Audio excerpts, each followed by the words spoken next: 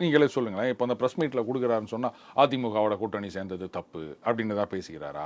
கூட்டணி வானா அப்படின்னு தான் சொல்லியிருக்காரா? எடப்பாடியை சிஎம் ஆக்கிறதுக்காக நாங்கள் கட்சி ஆரம்பித்தோம் அப்படின்னு தான் பேசினாரா?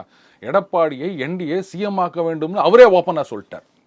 அப்போ அவர் சொல்றதெல்லாம் இந்த கூட்டணிக்கு ஆதரவாக, இந்த கூட்டணிக்கு வலு சேர்க்கும் விதமாக, இந்த வலு சேர்க்கும் இந்த சென்ஸ் அந்த மக்கள் ஆதரவை திரட்டும் விதமாக, வாக்குகளாக மாற்றக்கூடிய ஒரு எதிர்கட்சியா திமுகவுக்கு எதிரான கருத்துக்களை அவர் முன்வைக்கிறார். கட்சியில் இருக்க ஒருத்தர் செஞ்சுட்டு போறாருன்னா சந்தோஷப்படுவீங்களா? அதுக்காக நயினார் நாகேந்திரன் குறைந்து விட்டது அப்படின்னா அதுக்கு யாரும் என்ன பண்ண முடியும்? அவர் தான் சொல்லிட்டார்ல, அவருடைய பாணி அரசியல் தனி அப்படின்ட்டாரு. அவரு ஒரு மாதிரி பண்ணிட்டு இருக்காரு, இவர் ஒரு மாதிரி பண்ணிட்டு இருக்காரு. கட்சிக்காக தானே எல்லாரும் பண்றாங்க. அப்புறம் அதை சந்தோஷப்படுறதை விட்டுட்டு என்ன நடக்கிறதுன்னா என்ன நடக்குது? நடக்கணுமோ அது நடக்குது. இது வரைக்கும் நடக்கலை அப்படின்னா இனிமேலாவது நடக்குதுன்னு சந்தோஷப்படுங்க. தலைவர் நடத்தணும், சரி அவர் நடத்தலைன்னா முன்னாள் தலைவராவது நடத்துறாரு, சந்தோஷப்படுவீங்களா? அதை விட்டுட்டு ஏன் சில பேர் வயிறு எரிஞ்சு நிற்கிறாங்கன்னு எனக்கு தெரியல.